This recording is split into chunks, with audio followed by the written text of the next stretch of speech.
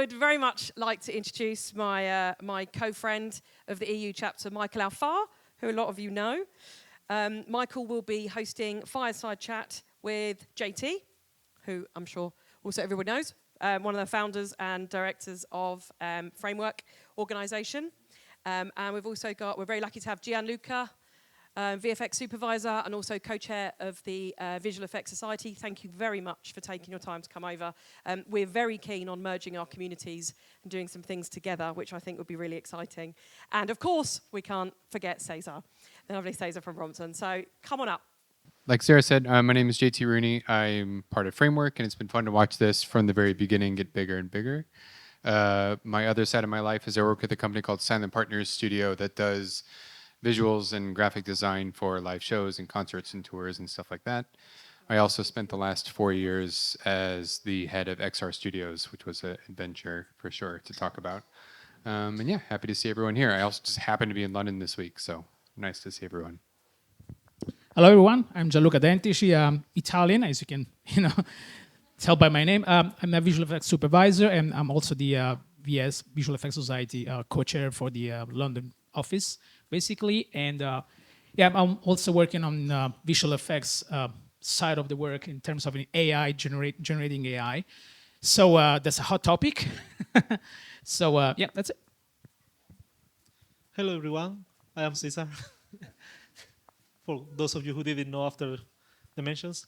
I am product lead at Brompton Technology, and I actually worked with many of you making sure that we are very connected and developing all these workflows and ensuring that that we know what you need to develop the next generation of LED processing and visuals in general. So you said it, Gianluca, we're the hot topic of AI, and we've got half an hour, so we're you're not going to walk away from here having all the answers, but I think it's very interesting for us to take this time and have someone from live entertainment, broadcast, virtual production, someone from virtual effects, and someone from innovation side like Brompton and what you're doing here to give their view on where we are today with AI. Because AI is that multi-headed monster. People like, oh, it's going to replace us. It's not going to replace us. It's not ready yet. But it's interesting for us to find out what works today, what we can sell as content creators today. So that's basically my first question is, how is AI currently being integrated into the live entertainment, film, and broadcast? I think it'd be interesting for you guys to give your quick view on that. Yeah, sure. I mean, for me, I think AI is present at every phase of a production, just in kind of different ways. I don't think it's this one big red button that you hit and it's just like, big scary AI and everything just happens. So whether it's in research for generating images, if it's you're writing a script or a treatment and you want to use ChatGPT to clean up your words, or it's as tools. So for us in live shows, we're using it as final pixels on screen, or sometimes it happens very far earlier in the process to help something else happen. So it's definitely abundant in everywhere, and I think everyone is finding different use cases for it. You will go to see shows and festivals where you see everyone's content for their entire show all being generated AI, and you may or may not be able to see that very quickly. Sometimes not, but it's definitely it's everywhere for sure. Yeah, visual effects industry works a little bit different compared to, obviously real-time events, because we work basically on two different segments. The first one is the content creation for, cinema full-screen visual effects, which is one thing. And the other is obviously content creation for virtual production for filming industry purpose. So the thing is, I don't know if you know how the visual effects departments work in a standard company, but basically we have two main departments. One is 2D and the other is 3D, obviously. 2D can be composed by compositing, matte painter, digital matte painters, rotoscoping artists, and then we have the CG departments, which is very much, split into many different, subgroups like, layout, 3D modeling, animation, 3D rigging, texturing, lighting, etc. Many others. And all these departments have been affected by the advent of AI tools. So basically, if I need to give you a little bit of an insight of what could be interesting to know about AI, generative AI, we could take a look at some of the images. Basically, I don't know if you're familiar with the digital matte painting. Basically, these artists craft images all together, and create scenarios, backgrounds, new world basically by using images coming from different sources. Could be libraries, could be internet, could be your own libraries, could be even some pictures that you've taken around the world, basically, okay? And obviously they use their own painting skills as well.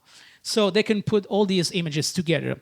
But now they have one more tool in their hand, which is generative AI. So basically, by using these tools, I mean, you can see some of the images that I created by using Kubrick, which is one of the most powerful, I would say, tool available at the moment, which can really help you to kind of generate images, very realistic images, by using your prompt.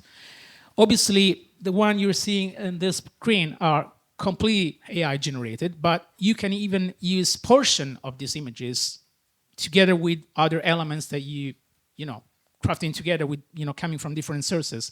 So digital matte painters are really benefit, but they have a very benefit from this from the use of AI tools. It's a matter of making them less skeptical, because as you said, some of the people need fear to be replaced by this the advent of AI machine learning tools. And this is why as VS, Visual Effects Society, we are trying to educate and creating opportunities and sharing different perspectives from professionals and companies on the use of machine learning tools. Yeah, okay. So an image like this, for instance, before I get to you, Cesar, I mean, we've all put in prompts and we've all dabbled in prompts and getting an image like this, but how do we move on from this? If the client says, well, could we have a little less snow? Could we have a little this? Could we have...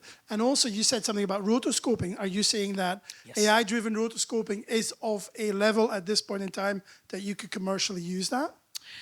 Well, I'm coming from compositing, so this is the topic that is really related to my main work, basically. Rotoscoping is being very affected by the machine learning tools, because at the moment we already have the ability to create some automatic rotoscoping around characters or even objects. The thing is, the final result is still not really precise, because obviously we aim to the best quality possible, because there's no compromise with the film quality. So it could be a good starting point. It's a good baseline. But at some point, it still needs the human interaction. Background removal and all the Zoom stuff, that still isn't... I mean, you could use that for a Zoom conference. My personal view, you can sell that as saying, oh, it works. Right? The idea is there, but it's one of those things that could potentially in the future should get better. But yes, and you also need to... I mean, the artist needs to learn the logic behind it, because it's not like, okay, just push a button and it works. Basically, the intelligent is not actually intelligent, because until you instruct it to be, for instance, for a rotoscoping work, you need to create, a few rotoscoped frames, and then it creates all the intermediate frames between the main poses, basically. So that's how it works. Yeah. So Cesar, because this brings me to my next question, where, how does the human creativity, what place is that going to take in this AI process, in the creative process? Are we saying that human creativity is going to work alongside AI rather than be replaced by it? Or how do you see that? Interestingly enough, for us as manufacturers, and I'm going to focus on what we actually do in the day-to-day, because something that say JT is very, very interesting. As manufacturers, we look at AI in a different perspective. Not everything is generative AI. That is one of the main topics that people is upset about, right? Is stealing creativity and taking yes, exactly, copyrights. We'll get to that question. It's an issue, right? And I'm not going to pretend like I'm an expert in copyright law and how that is going to turn out. But the truth is that you can optimize many processes. But humans are always involved. I have been speaking with a couple of people. I do use many of these tools, ChatGPT, Firefly, all these things that Adobe is doing that are amazing to improve the workflows that you are using. It's just, for me, when people say like, oh, do you use AI? As manufacturers, you find that all the time, right? Do you use 2110? I need 2110. Do you know what it is? No, but I need it. Well, AI is one of these. Do you use AI? What do you mean? It's like saying, do you use computers? Yeah, but what for? What are you asking me actually about AI? So as a way to optimize processes, absolutely, I believe it.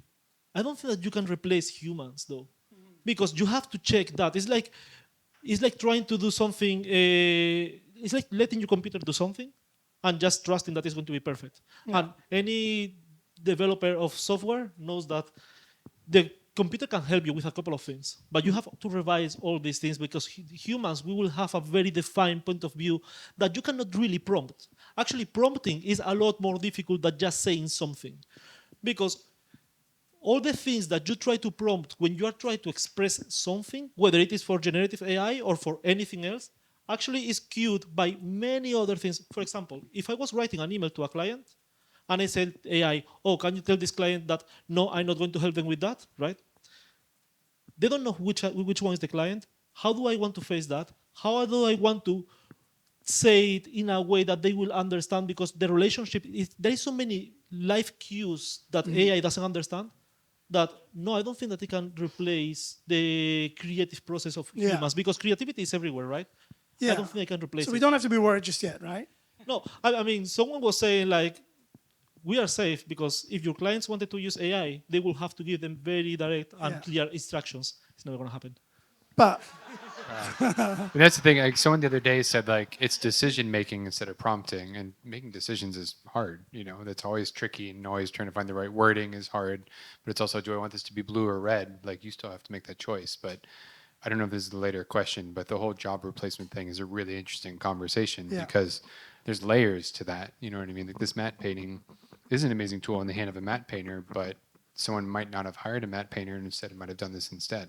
And it does change. It just changes it. You know, I think it's interesting that all these changes and in the way we create content, just like, you know, the world's going to be thirsty for network specialists.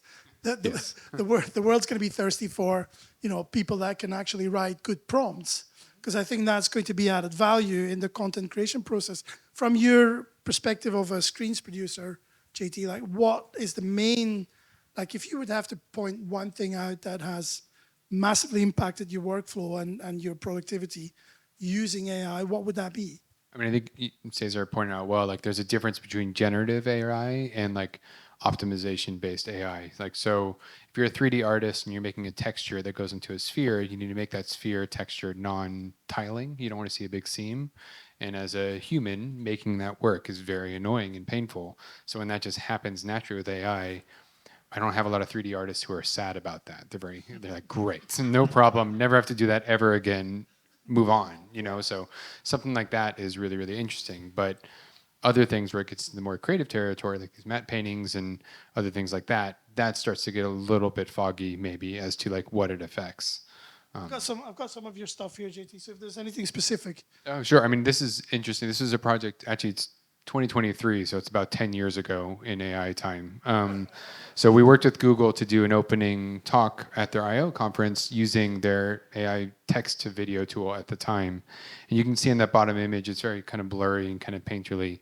And it was a performance of Dan Deacon, who's inherently a bit goofy and strange. So everyone just leaned into it and made it animal-themed and made it very fun and strange experience. But it was very interesting working alongside their team and working on developing like how do you do transitions, how do you do camera moves and stuff like that. So this is just interesting because we made, I think, 20 minutes worth of content with all text to video a year ago, and now there would be a very different conversation, I think. But as tech is growing, you have to kind of lean into what works and what doesn't, and this didn't really quite work, so how do we play with it a bit, you know?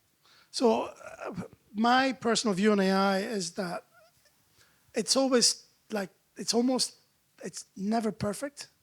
Like there's a compromise on quality. And so the question maybe in VFX is, you know, how do you balance this increase in productivity versus the price you pay in quality? How does that work out? Well, that's a tough question, because obviously as VFX supervisor, or generally speaking as a VFX artist, the thing is we don't want to compromise the quality. Obviously, you need to balance between, you know, quality and, you know, quantity, because we usually work on many shots, like hundreds or even thousands. Think about Marvel films or something. The entire film is been done by visual effects basically.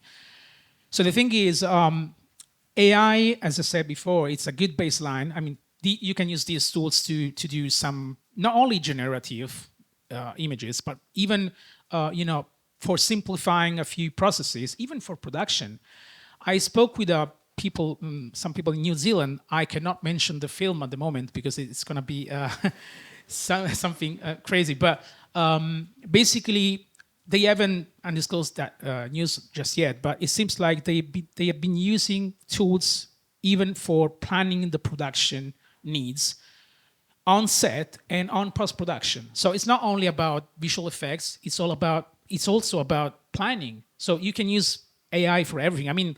Even for medical reasons, AI is everywhere. So that's the thing. It's affecting all of us. It's already with us. Yeah. So even though some of the companies are still not doing any mention about that because they're still a little bit scary, there are a few companies like very big production companies. They are already using that for the content creation, but for many things. In my own work, spitting out a deck gets so much quicker now. Like you just look yourself up in Midjourney and you spit out a beautiful deck and the client goes amazing, and then you've got the problem that you've got to go and create Don't make it now, please. Yeah, whoops. And then your Unreal file does not look anything like your images, and your client's there, well, hang on a minute, what's all this about? So there is that balance there. But Cesar, what new skills, if there's some people in here who are thinking about going into content creation, like what would be the main skill or a couple of main skills that you say, well, hey, focus on that and you'll be golden? If we're talking about AI, there is something that I just mentioned to JT before. AI is probably not going to take anyone's job directly, but a person using AI will, definitely. Because this is the evolution. It's like not knowing how to use Photoshop. You cannot be, you cannot be doing designs if you don't use Illustrator. I'm sorry, but doing a collage or taking a picture is quite a few years back now, right? So AI is going to be learning how to prompt it, learning how it works, learning how it thinks, what tools are coming up, how can you optimize your workflow. I think that knowing how to use AI and when to optimize your workflow, and more important than that, is taking these results and learning not to just push them out because that was a 30 seconds job and I am out. No, you have to revise it because otherwise you're going to lose your job because something is going to happen, right? So knowing how to use it properly, prompt it, and revise it is going to be the next 5 to 10 years of everybody in every industry, actually. Combined with some client education, obviously, because clients don't necessarily understand what it takes. So my question there, and this is interesting I'm not wanting to exclude you from this question, but from a content creation and a VFX, like what are the cost implementations of using AI in a workflow, and how can smaller studios or one-man bands, how can they benefit from this shift into content creation, and what do they have to be mindful of? Yeah, I think one thing that Cesar just said leans into that a bit, which is like, again, there isn't one big red button like generate image now sort of thing. You still have to do a lot of work and conversations, and the piece that you just clicked up from Timberlake that we did, this is some AI workflows combined with live shots and compositing and this and this and this. So like the infinite zoom part of it, that's done with AI, but everything else is done by a lot of humans. There's 20 people who worked on this, right? So again, knowing what it's good for and knowing how to leverage it can do something you couldn't have done before, but it doesn't replace the whole process. And does that add to the cost, JT, of it? So from a cost perspective, like, AI didn't make this necessarily cheaper because there was all these other things going on. But if you had done that in true VFX, it would have been harder to like stitch all that stuff together. But I just don't think we would have actually chosen to have done that creative, if that makes sense. Yeah. So a lot of times it just gives you access to things that you maybe wouldn't have done. But for rotoing, for example, you were saying earlier, like it really just depends too on like what your level of quality is. This is always the biggest factor with VFX since forever, is like, are you making a Star Wars movie, Marvel movie, or a home film for your friends? Like, here's the spectrum. We always say like a stick figure to Pixar is my spectrum, and that's pretty big. So I think, it can be cheaper in some ways, but only if if you don't see it through to the finish line and make a good quality product of it. It doesn't matter if it was cheap or not. So I think it's, again, just looking at it as another tool in your collection of in things that you toolbox. can Yeah, use. yeah. You know. What about in VFX world, Gianluca? Does the use of AI impact budgets? And Well- are we honest about that to the client?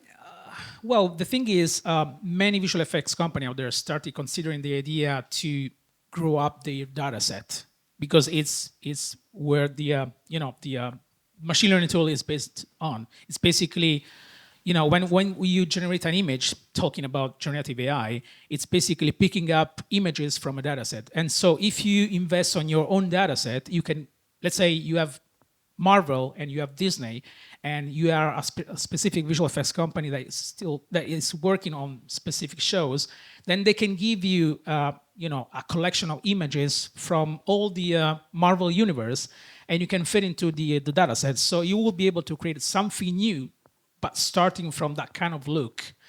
So one of the investment that some of the companies are already considering is to grow the data set. That comes obviously with costs. I'm not able to tell you what's the price for that, but obviously that would be the next step. The more you increase your data set, the better results you're going to have for generations. Yeah. I always go on a bit of a soapbox when it comes to costing and pricing in general, because that's part of frameworks conversations as well. Always is about people's rates and stuff. And a big concern is we had done a shoot at XR Studios actually, and I don't know if it's right or wrong, but it's just what happened. There was a content team of 10 to 15 people who were going to work on a shoot, and instead a creative director went to Midjourney and did it themselves that morning. And so in that instance, that's 10 people's jobs that were erased. And is the final product better or not? I don't actually know, but the instinct can be to say, oh, it is cheaper, so therefore I do it. But as an industry, there's an education part of that for sure. And talking about the live entertainment, JT, because I remember there's some people from these guys, and I remember we had a very vivid debate about, technology is going too fast. Like, we need technology to slow down because we can't follow anymore. Like, we have to sell this, and media server companies and processor, they're all going out saying, oh, this and that and that. It all works, but we have a tough time selling it because it's not to the level of where we think, hey, this works. So same with all the splats and all the nerves, and we've had this conversation so many times. Nerves and splats, in my opinion, are not at the point where, we can say, hey, yeah, pay 10 grand for that because it works. We always have to say, yeah, it does kind of work if you keep it out of focus and, from an angle. But Yeah, I mean, it's the same with all this tech right now. I think everything's changing so quickly that I'm one of the people who forgot to cancel my order for the Rabbit R1 thing. Or because I've heard about that. So it arrived before I flew here to London. So I've been walking around in London the last week. And for those who don't know, it's a AI device that looks beautiful, but it's horrific. It just doesn't work. It just is broken. It just doesn't work. But they've released a product hoping that everyone else will fund the development of it, and they are. They're releasing updates every 3 days, and it's actually gotten better in the last week. But you are now funding someone's whole evolution process, which is very strange time. So it's the same with using nerfs or splats or all these new things. It's, hey, we're willing to take a risk and try something, but if you don't have that conversation with your client, that's a very complicated thing to say. yeah. There's so much more to be said about that, but I am aware of my time, and I know the pizzas have arrived. But there is an important question that I would like to, it's the ethical one, right? This is the thing where we all dance. I know. Let's Slam it wrap in. up with an easy question. I'm just what ethical concerns are there when it comes to the use of AI in content creation, particularly in terms of things like deepfake? We've all seen the deepfake videos of the football trainer saying, "Oh, you can kiss my Dutch ass," and you don't know anymore what's true and what's not. So, do we need to talk about a framework that outlines the playing field first, and especially given intellectual protocol, who owns all this content? I mean, you're going to have more to say about this than me in the film world, but there is, you can talk to, I think Sarah Cox has some knowledge about this, and the folks involved in Kubrick have been in some really interesting conversations there about there's conversations about having like AI meta tags and metadata so that you can know an image was generated or not. Like a knowing proper which watermark, engine- yeah. Water, like a virtual watermark sort of thing. It's going to be really, really hard. Like as soon as you let something out of the box, like it's really, Yeah. it's not going back in. So I do think that people are trying to find different ways. You know, if you do a Disney project, there's a lot of conversations about AI very, very quickly in live entertainment or in final film. And I think everyone's trying to figure out, but it's going to be hard for a bit. And the benefit of it sometimes is pretty amazing. There's a Bob Zemeckis movie that's coming out soon with Tom Hanks that is some of the most stunning AI face replacement I've ever seen. He looks like he's 20 and it works. But it was done live on set, and so it allowed for all these things. But yeah, in the wrong hands, that could be really hard. So it's complicated, is the short answer. I don't know. Yes, definitely a complicated matter because I mean, obviously, if you need to use someone else's image, you have to ask for the permission. So that's the most obvious answer to that. But then we have these new tools to watermark basically all the images that have been created by using AI tools, although it's still breakable at the moment. So there's no point to be completely sure that specific images have been really created by AI or not, because I mean you can break the seal. So that's the thing. I don't know if you guys are aware that a few weeks ago they canceled a screening in London Oh, yeah. because it seems like the script was created by some generative tool. So that's a very hot topic because I mean it's happening. It's right here. The problem is in front of our eyes. So basically, my perspective is, if you are a screenwriter and you want to use AI tools to to help yourself to create your story, that's fine, okay, because it's your work to write stories, and you can have you can make use of these specific tools. But obviously, if they try to replace you, like let's say a producer wants to replace you because he has a good idea, and then it's not going to work. I mean, it's not respectful of someone else's role and job. Cesar, what's your view on? I mean, for me, with the whole with the whole IP is where it gets complicated, right? When AI starts replicating the ways of working or communicating in general visually of certain people. Things like deepfakes, though, while it is true, if you see the magazines today, everything is fake. Everything has been edited in Photoshop, and models look amazing and all this, and we just got used to that. We all got used to identify what is true and what is not visually in a magazine. They don't tell you this has been edited with Photoshop. This woman is 15 kilograms more, right? So all these things is something that is gonna have to be. We're gonna have to learn to identify and to take, with care. But there's a difference between slimming someone down for a photograph Absolutely. and having someone say something that they've never said. Absolutely. But they do as well. I mean, you can do a montage of this person with this person in this place. It is being used as well with this purpose. Definitely. I mean, this is all coming to laws as well, right? At the end, a system to put penalties to people that is using it in the wrong way is going to have to happen. I know that the EU is kind of making grants available for people who can create some sort of tool that could recognize something that's a deep fake or an AI generated image. I don't know how trustworthy that could be, but I think the whole who owns it and what do we do with it is a. I think the ethical side of it is like, there's the international catastrophe level of it with like the American election coming up, which would be very interesting to see what happens with AI and stuff like that. But I think there's also like in our circle at Framework of like in live shows, in film, in TV and stuff like that, we have what we can control. And I do think that I've noticed in the last year that if you do an RFP for a project for like, again, for Disney or I don't know, Universal Studios or something like that, there are real conversations already happening about AI and stuff like that. And so for me in like music world, the last image up there was with Pink. Like that's a different conversation about using tools like that versus final pixels for a film or something that goes into merchandise and stuff like that. Whereas she's like, I want to look like Max Headroom tonight. Fine.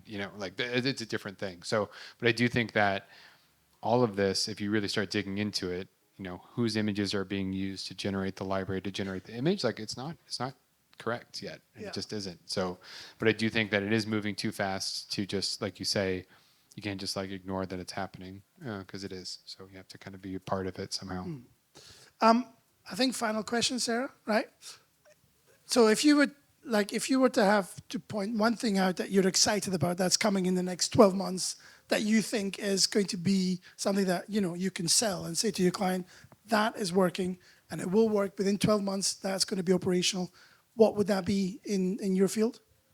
In my field, it's the war between Sora and Gen 3 Runway and all the other new like text to video tools that are coming out, because all of their release dates are somewhere within the next 12 months. And I don't know if it's going to be me saying to a client, like as a sell, it's going to be more like my client's going to be like, maybe I don't need you. But I think it will start to bring up the conversation a lot more of who's doing what, who's pushing the buttons, who's the man behind the curtain, sort of a thing. Yeah.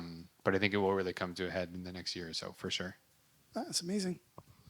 Yeah, I think that, for real-time events or concerts, all these sort of real-time events, Sora and all these video AI creation, generative tools are getting there. I mean, it's really impressive what they can do. But it's a different story for film. Because obviously, if you're selling something that needs to be looking realistic, we're still a little bit far with it. Unless you want to openly show something that you declare that is being done with AI, so that's a different message, it's a different experiment, so that might work. But the interesting thing is there are already many AI film festivals around the world. There are a couple in New York, I think, one in Dubai, which is massive. I talk with one... Like everything in Dubai? Yeah, exactly. And I mean, it's about short film, but it's very curious and interesting to see how the technology is evolving and it's changing the language of the film industry. Even for short film, it's very interesting because they came up with very interesting solution. With VS, we have already organized 2 events called AI Chapter 1 and AI Chapter 2, where we basically invited professionals to share their visions and their perspective for on the visual effects and AI. And basically, the next one will be, the idea is to involve artists who have been using these AI tools to share their experience and heard from about their experiences and how they see the future of filmmaking, basically. Yeah, amazing. Yeah, Cesar, you get the final word. So for me, the thing is that these tools, you have to use them when you really need them. So we work in manufacturing. We have a beautiful team of humans developing machines. Our sales team, they are sending every single email to their customers. Our support team is doing every single case that you send them. Our marketing team is creating every single asset that you create. So I'm very excited about 2110 coming and changing the way you stream video. Sorry? No questions. We're going to have to leave it here as not enough time, but JT, Gianluca, and Cesar, thank you. And they will be around, so go up to them and ask your questions because we need to have a whole day about this and then some more. But anyway, thank you. I see food's there, Sarah, so I'm just going to pass it back to you. And Thank you. Please, for the panel. That was awesome. Thank you all very much.